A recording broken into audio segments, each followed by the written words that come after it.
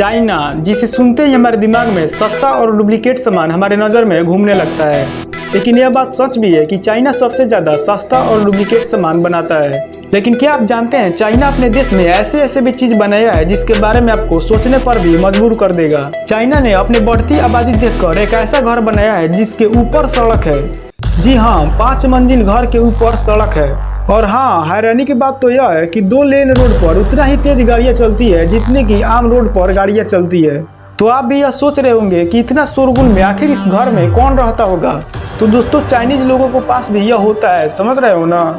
इस सड़क के नीचे रहने वाले लोगों को कोई भी परेशानी का सामना नहीं करना पड़ता है, क्योंकि उनके घरों में खास इक्विपमेंट लगाए गए हैं जिसके कारण गाड़ियों के शोरगुल उन तक पहुंचता ही नहीं है। इसके अलावा चीन ने एक कमाल का झरने वाला इमारत बनाने में लगी हुई है। इसने प्रकृति का एक ऐसा रूप दिया है जिन्हें देखने के लिए दूर दूर पहाड़ों और जंगलों में जाते हैं। लेकिन चीन ने लायुयन इंटरनेशनल बिल्डिंग को इस तरह डिजाइन किया है कि 121 मीटर ऊंचे इमारत से 350 मीटर की ऊंचाई से एक झरने नीचे की ओर गिरता है। तो आप देख सकते होंगे कि यह कितना रैंडम दिखता है।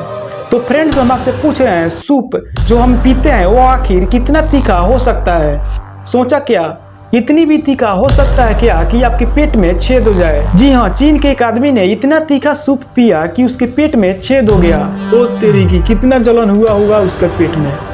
चीन तो है ही, लेकिन हमारे भारत में भी ऐसे ऐसे स्टंट करने वाले लोग हैं जिन्हें देखने के बाद आपके पैर जमीन पर से खसक जाने वाला है। जी हाँ, कोई अपने गर्दन पर नारियल रखकर क्या तलवार से वह काट सकता है?